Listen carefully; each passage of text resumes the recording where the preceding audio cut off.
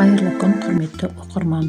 20 ғасырдағы қазақ рухани мәдениетіндегі көшбасшыларының бірі болған Ахмет Байтұрсынұлы өмірі аңызға, шығармашылығы үлкен маңызға ие болған көрнекті тұлға.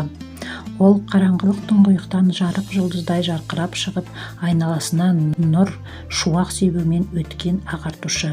Ол қазақ ғылымының тарихында ұлттық әліпби жасап, жаңа үлгі ұсынған реформатор. Оның оқу құралы қазақ жазуының тұңғыш әліпбилерінің бірі, ал тіл құралы қазақ тілінің тұңғыш оқулығы. Ұлт маңдайына біткен тұлғаның туған тіліне деген құрметі жоғары болды. Оны бәрінен де биік қойды.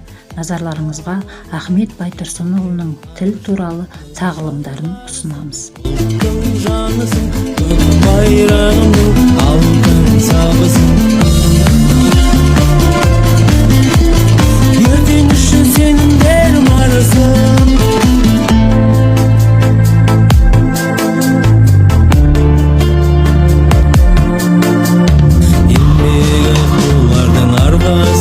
Солардың бағыты, ел болсақ бүгін